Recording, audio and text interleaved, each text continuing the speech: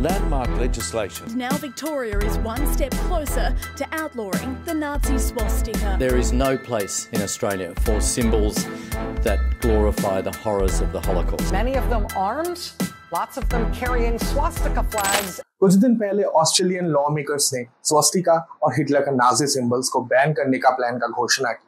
वही स्वस्तिका जिसे crores of Indians, Hindu, Buddhist और जैन कम्युनिटीज यूज करते हुए आ रहे हजारों साल से। ये 2000 के बाद से ऐसे थर्ड बैन है और 1948 के बाद से जियोपॉलिटिक्स में सबसे इन्फ्लुएंशियल जो कंट्रीज है उनमें से एक का द्वारा ऐसा बैन हुआ है।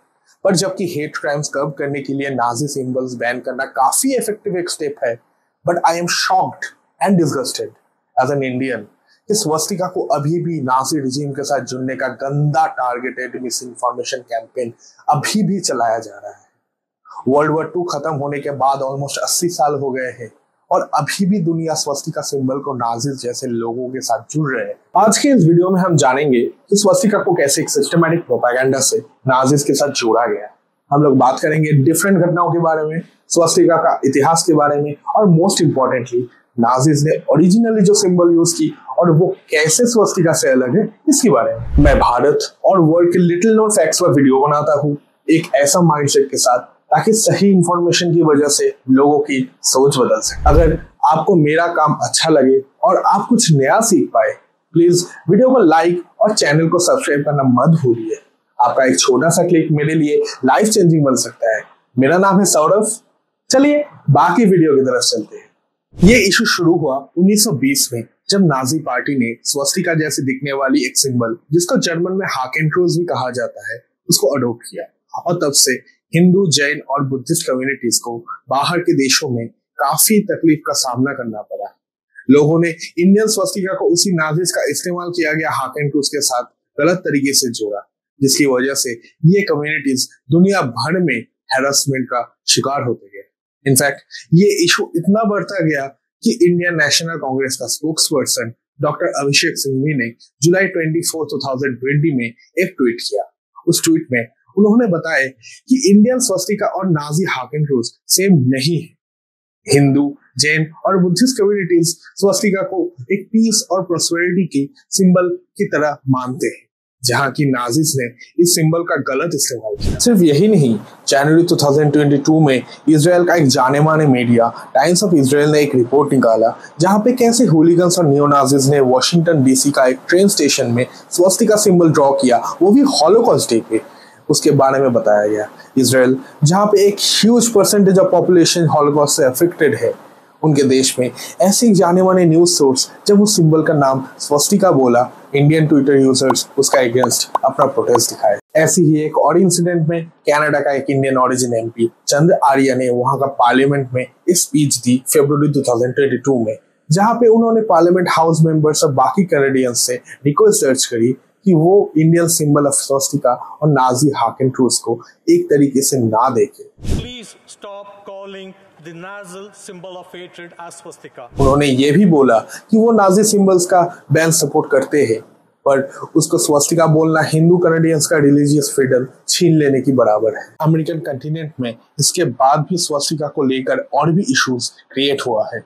बहुत सारे इंस्टेंसेस में यूएस में न्यो नाजीज को हाकेनक्रूज कैरी करते हुए मिला है, पर यूएस स्टेट ऑफ कैलिफोर्निया ने अगस्त 2022 में कुछ ऐसा किया जहां से इंडियंस को थोड़ा होप मिला। कैलिफोर्निया का स्टेट सेनेट ने यूनानिमसली एक बिल पास किया जिसने नाजी हाकेनक्रूज को कोई भी डिस्प्ले या फिर प्लेसमेंट को क्रिमिनलाइज किया। सेम टाइम में इस बिल ने यह भी कहा क्लियर शब्दों में कि यह बिल हिंदू स्वस्तिका को क्रिमिनलाइज नहीं कर रहा है। पर दोस्तों, स्वस्तिका और ये हाकेनक्रूज का असली इतिहास क्या है? स्वस्तिका एक ऐसा सिंबल है जिसका हिस्ट्री काफी गंभीर है और नाजी जर्मनी से बहुत पहले के समय से जुड़ा हुआ है। ये एंशिएंट सिंबल अलग अलग सभ्यताओं में पाया गया है, जैसे कि Harappa, Mohenjodaro, Norse, Tibet, China, Japan, Greece, Scotland, even की ज्यूइश हिस्ट्री में भी। स्वस्तिका का हिस्ट्री नाजी जर्मनी से भी काफी पुराना और कॉम्प्लेक्स है।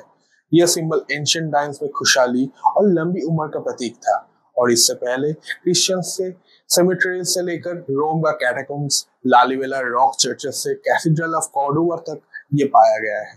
हॉलोकॉस्ट एनसाइक्लोपीडिया के मुताबिक यह सिंबल का सबसे पहला प्रयोग यूरेशिया में हुआ करीब 7000 साल पहले, और ये शायद सन की मूवमेंट ट्रैक करने के लिए और एक सिंबल ऑफ वेल बीइंग के लिए माना जाता था। 19th सेंचुरी की किताब the Swastika the earliest known symbol and it's migrations में थॉमस विल्सन ने यह दर्शाया है कि कैसे स्वस्तिका पुराने दुनिया में ढाल से लेकर ज्वेलरीज में भी मौजूद थी।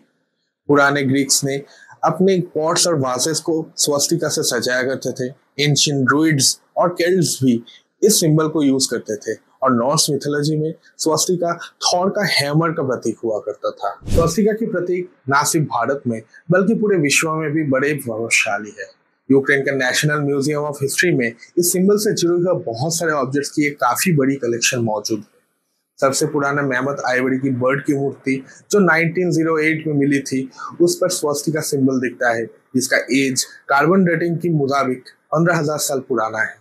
स्वस्तिका सिंबल मोहनजोदड़ो और हड़प्पन सिविलाइजेशन पे भी मिल चुके हैं। Famous Danish brewing company Carlsberg, जिसका हेडक्वार्टर कोपेनहेगन में है, स्वस्तिका सिंबल को अपना लोगो में 1881 से 1930s तक यूज किया, पर यह कंपनी इसको डिसकंटिन्यू कर दिया अपना लोगो से, बिकॉज नाजी पार्टी भी ये लोगो यूज कर रहे थे। सिर्फ कार्लसबर्ग ही नहीं, फिनलैंड के एयरफोर्स के बैजेस में, इंग्लिश ऑथर रुडियर्ड किपलिंग की किताबों में, और इवन अमेरिका में नवाहो कम्युनिटीज के लोगों ने भी स्वस्तिका सिंबल का यूज किया। दोस्तों, तो आपको तो ये समझ ही आ चुका होगा कि स्वस्तिका का इतिहास काफी लंबी और यूसेज भी पूरा वर्ल्ड में हुआ करता था, पर ये सब कुछ चेंज हो गया काफी कम टाइम में एडोल्फ हिटलर और नाजिस के बाद। हिटलर ने नाजी पार्टी बनाने के बाद पार्टी का एम्बलम के लिए एक सिंबल ढूंढ रहा था और उसे हैकेनक्रूज का यूज किया। ये हैकेनक्रूज स्वस्तिका के जैसे ही दिखता हुआ एक सिंबल है, जो कि राइट साइड में घुमा हुआ था और उसमें 4 डॉट्स गायब थे।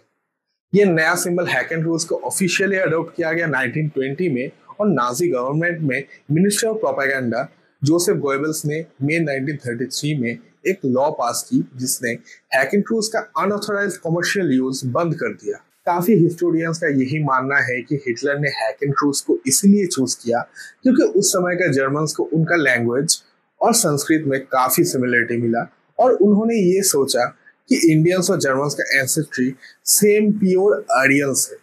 इनफैक्ट जर्मनी का एक आर्कियोलॉजिस्ट हाइनरिच श्लीमैन ने 1871 में 1800 टाइप्स की हुक्ड क्रॉस सिंबल यूज किया गया पॉटरी एंशिएंट ट्रॉय में ढूंढ निकाला, जो काफी सिमिलर था वो आर्टिफैक्ट्स के साथ जो जर्मन हिस्ट्री के साथ रिलेटेड था। वर्ल्ड वॉर 2 खत्म होने के ऑलमोस्ट 80 साल बाद आज भी स्वस्तिका को नाजिस के साथ रिलेट किया जाता है, पर असली में नाजिस ने यूज किया था हैकेनक्रूज सिंबल को, जहां लाइंस को 45 डिग्री एंगल में घुमाया गया था। कंपेयर टू हैकेनक्रूज, स्वस्तिका में लाइंस हमेशा से ही सीधी रहा है। एंटीसेमिटिज्म के अगेंस्ट जो लड़ाई है वो जायज है और लड़ा जाएगा फ्यूचर में भी, पर हमें हमेशा झूठ और प्रोपेगेंडा के अगेंस्ट भी लड़ना पड़ेगा। जबकि काफी वेस्टर्न कंट्रीज के अथॉरिटीज ने स्वस्तिका को नाजिस के साथ आज भी जुड़ते हैं। ज्यूइश कम्युनिटीज के काफी मेंबर्स ने हाईलाइट किया है बहुत सारे टाइम्स कि स्वस्तिका नेम को कैसे मिसयूज किया गया है वर्ल्ड स्टेज पे। फरवरी 2008 में जेरूसलम में ऑर्गेनाइज किया गया second Hindu Jewish leadership summit में यह डिक्लेरेशन दिया, the participants recognise that the symbol is and has been sacred to Hindus for millennia before its misappropriation. Antisemitism और प्रोपेगेंडा के खिलाफ ये लड़ाई अगर जारी रखना है हमें, तो फिर हमें टारगेटेड मिस इन्फॉर्मेशन को भी हराना होगा। अगर आपने पूरा वीडियो देखकर कुछ नया सीखा, तो हमें सोशल मीडिया में सब्सक्राइब और फॉलो करना ना भूलें। इस वीडियो को अपने दोस्तों और परिवार के साथ शेयर कीजिए, और लाइक और सब्सक्राइब बटन भी प्रेस करना ना भूलें।